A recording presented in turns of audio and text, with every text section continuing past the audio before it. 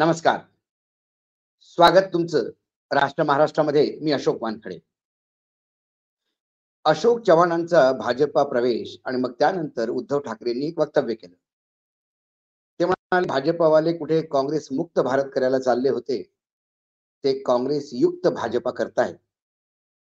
उद्धव ठाकरे जे बोलले हे नवीन नाही. बऱ्याच दिवसापासून लोक हेच म्हणतात. भाजपाची सुद्धा बडी मोठे मोठे नेता हळूहळू हेच गोष्टी करतात की पूर्ण भाजपा काँग्रेस युक्त होत आहे आणि बाहेरच्या लोकांनी भाजपाचं जे ओरिजिनल कॅरेक्टर होतं ते बिघडवलेलं आहे. असंच भोपाळमध्ये एक वेळा आपल्या स्वयंसेवकांना उद्बोधन करताना संघचालक आदरणीय मोहन भागवत सुद्धा म्हणाले, की बाहेरची लोक जी राजकारणी तुमच्या भाजपामध्ये येतात, त्यामुळं भाजपाचं ओरिजिनल चरित्र राहील की नाही याची शंका यायला लागते. परंतु आता भाजपा संघचालकांचं सुद्धा कुठे ऐकतात. त्यामुळे काँग्रेस मुक्त भारत ही कल्पनाच भाजपाची. काँग्रेस युक्त भाजपा ही करणी भाजपाची. मग विरोधक तर बोलणार. तर आता एक तर त्या अशोक चव्हाणांना घेतल्यानंतर पंतप्रधान नरेंद्र मोदीजी आणि आदरणीय देवेंद्र फडणवीसजी जे जे अशोक चव्हाण बद्दल बोलत होते ते इतकं व्हायरल व्हायला लागलं की भाजपाच्या प्रत्येक अ, प्रवक्त्याला किंवा भाजपच्या कार्यकर्त्याला ज्याला थोडी बहुत शरम येते, जे निर्लज्ज आहे त्यांची गोष्ट सोडा. त्याला खरोखरच ती शरम वाटते आणि तो अतिशय अशा प्रश्नांना बगल देतो की अशोक चव्हाणांना का घेतलं. पण तो त्यांचा पार्टीचा तो अ, ठराविक एक उद्देश असावा, काय असावा, ज्या कारणासाठी घेतलं त्या कारणासाठी घेतलं. पण उद्धव ठाकरेंच्या या वक्तव्यावर भयानक मिरची लागली आशिष शेलार आणि मग आशिष शेलारनी त्याचं उत्तर दिलं आणि अतिशय काव्यात्मक उत्तर आहे ते. ते म्हणाले की उद्धव ठाकरेंनी कमीत कमी आम्हाला सांगू नये की भाजपात आम्ही काय करावं. कारण दुसऱ्या पक्षांनी काय करावं याचा सांगण्याचा ठेका फक्त भाजपांकडे आहे. हे कंसात आपण समजून घ्यावं. मग त्यांनी ते काव्यात्मक स्टेटमेंट दिलं की सेनेसोबत कुठलाही संबंध नसणारे संजय राऊतांना घेऊन उद्धव ठाकरेंनी सेनेचे राष्ट्रवादी केले. उलटे सूर्यनमस्कार घालणाऱ्या भास्कर जाधवांना घेऊन पक्षाच्या दुर्दैवाचे दशावतार केले. बाहेरून आलेल्या सुषमा अंधारेंना घेऊन आपल्या पक्षाची समाजवादी सेना केली. बाहेरून आलेल्या प्रियंका चतुर्वेदीला घेऊन आपल्या पक्षात पेज 3 केले. बाहेरून आलेल्या आदेश बांदेकरांना घेऊन आपल्या पक्षाचा होम मिनिस्टर शोक केला. आता भाजपाचं काय होईल याची चिंता उद्धव ठाकरेंनी करू नये. भाजपाची घोडदौड पाहून पोटदुखी होत असेल तर शासनाची जनतेविरोधी मोहीम सुरू आहे. सरकारी औषधालयाचे जाऊन तिथे औषध घ्यावे आणि जनतापासून मुक्त सशक्त राजकीय भविष्य हे आशिष शेलार म्हणतात. आता तसं पाहिलं तर कमीत कमी महाराष्ट्राबद्दलच बोलायचं, कारण आपण जनरली या शो मध्ये महाराष्ट्रातच पर्यंत सीमित असतो.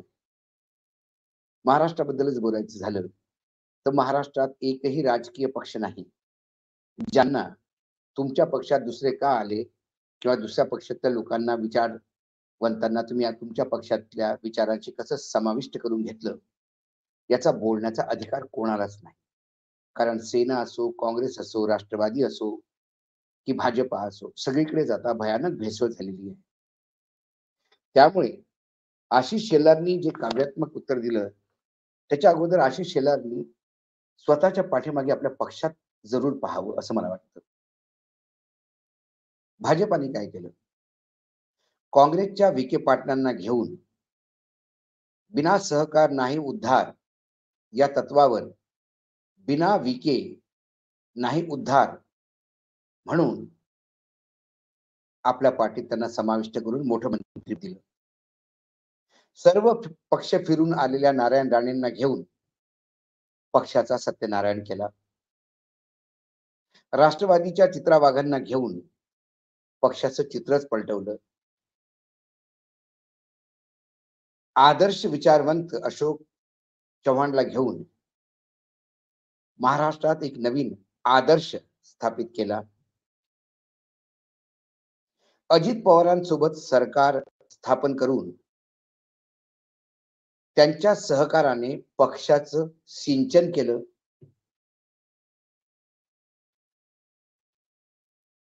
असं जर म्हटलं तर यात वावगं काय? परंतु मग राष्ट्रवादीकडे पण बाहेरने गेलेले आहेत आणि काँग्रेसमध्ये पण बाहेरनं आलेले आहेत. पण काँग्रेस मुक्त भारत हे उद्धव ठाकरेंची कल्पना नव्हे, हा त्यांचा टोमणा नव्हे.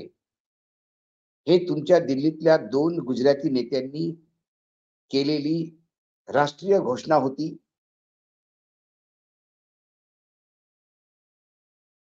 आणि त्यामुळे तुमच्यावर विरोधी हसतात. तर त्यांना तो अधिकार आहे, पण तुम्ही स्वतःच एक वेळा आत्मलोकन करायला हवं.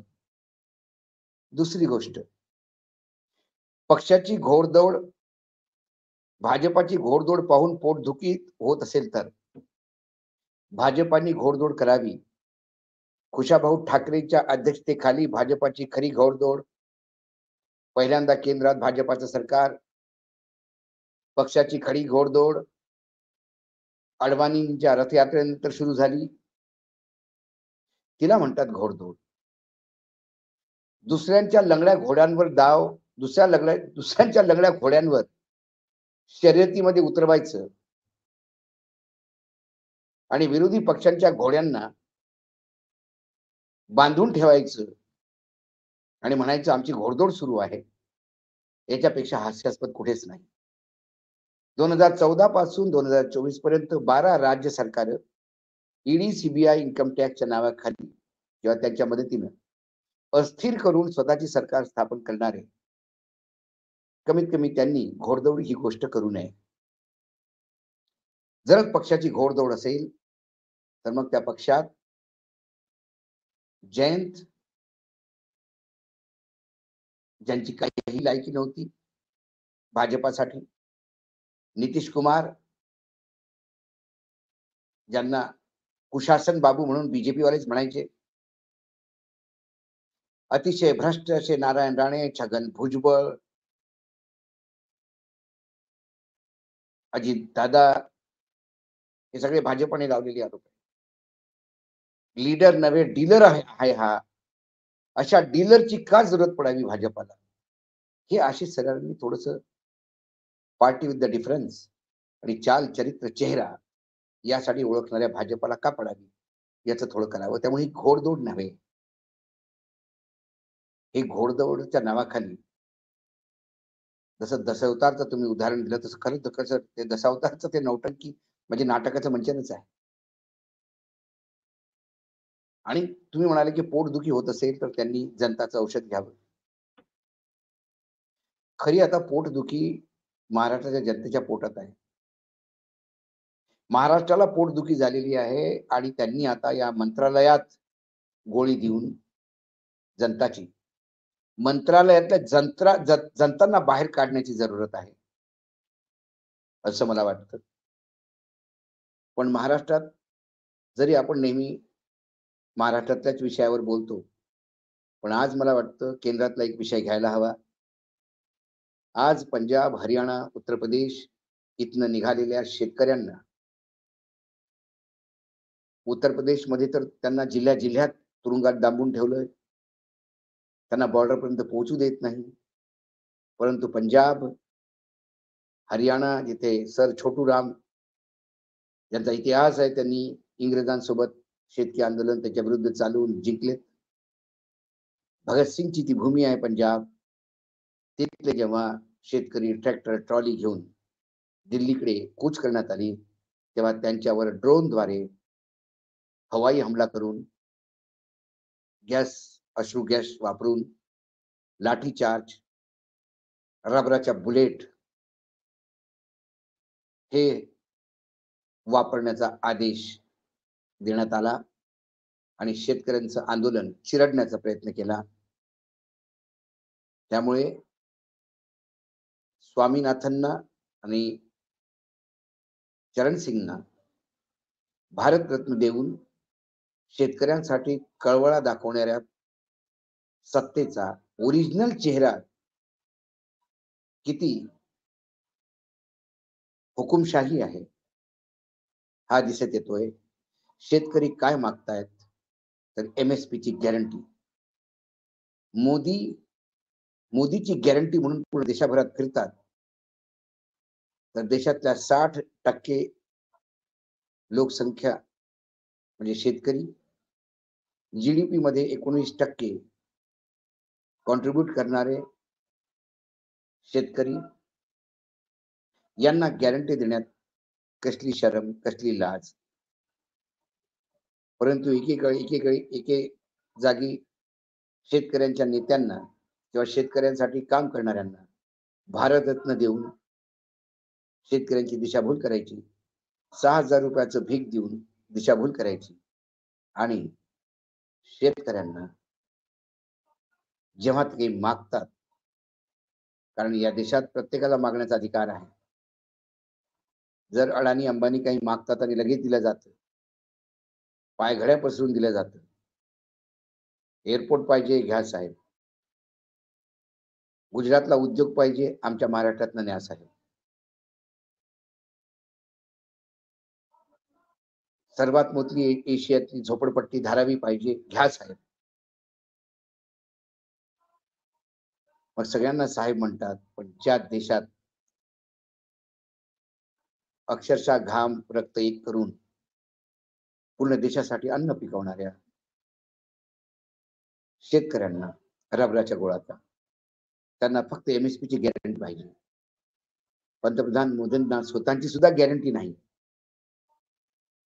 त्यामुळे शेतकऱ्याचं आंदोलन चिरडण्याचा बहुतेक म्हणतोय मी आदेश देऊन, कारण जे राजकारण चाललंय त्यात हरियाणाचा मुख्यमंत्री, उत्तर प्रदेशचे मुख्यमंत्री यांची हिंमतही होणार नाही शेतकऱ्यांना हात लावण्याची जोपर्यंत दिल्लीवरनं आदेश येत नाही. शेतकऱ्यांना रबराच्या गोळ्या घाला, बहुतेक असं मला वाटतं. आदेश देऊन पंतप्रधान करोडोच्या विमानात बसून कतारमध्ये उतरले. स्वतःचं स्वागत करण्यात धन्य झालं. 8 रिटायर्ड नेव्हीचे ऑफिसर कतारमधून सुटले आणि पंतप्रधानांचं तिथं कसं स्वागत होतं हे सांगण्यासाठी तासनतासाचे कार्यक्रम विभिन्न बातम्या वाहिन्यांवर दाखवले जात आहेत. शेतकऱ्यांवर होणारा लाठीचार्ज, त्यांच्यावर होणारे अत्याचार किती लोकांना कळतील हे सांगता येत नाही. परंतु निर्लज्ज आणि बेशरम सरकारकडनं शेतकऱ्यांनी काही अपेक्षा ठेवावी नाही. कारण मागच्या वेळेला झालेल्या आंदोलनात 700 शेतकरी शहीद झाले, स्वर्गलोक त्यांचा स्वर्गवास झाला. आणि जेव्हा मलिक साहेब जे गव्हर्नर होते भाजपाच्या शासनमध्ये एका राज्याचे, जम्मू काश्मीरचे, ते पंतप्रधानांना हात जोडून विनंती करत होते की साहेब 700 लोक मेलेत, कृपया हे तिन्ही कायदे वापस घ्या. तेव्हा पंतप्रधान त्यांना म्हणाले, ये 700 मेरे लिए मरे क्या. त्यामुळे कळतं मानवी व्हॅल्यू आणि मानवीय चेहरा कितना अमानवीय असू शकतो. त्यांच्याकडनं रबर बुलेटचीच अपेक्षा होती. रबर बुलेटची गॅरंटी, शेतकऱ्यांना लाठीचार्जची गॅरंटी, शेतकऱ्यांवर अश्रुधुराची गॅरंटी, उद्या शेतकऱ्यांवर गोळ्या जरी चालल्या तरी त्याची गॅरंटी हे सरकार देते. त्यामुळे महाराष्ट्रातल्या शेतकऱ्यांना जे आत्महत्या करतात, महाराष्ट्रातले शेतकरी जे अतिशय पळून निघालेले आहेत, त्यांनी कमीत कमी पंजाब, हरियाणा, उत्तर प्रदेश इथल्या शेतकऱ्यांच्या या आंदोलनासाठी संध्याकाळी मंदिरात प्रार्थना करा, देवाजवळ साकडं घाला की या शेतकऱ्यांना बळ देऊ आणि देव त्याची रक्षा करू. आज एवढंच. उद्या पुन्हा येतो काही विषयासोबत. तोपर्यंत नमस्कार. पाहत रहा राष्ट्र महाराष्ट्र.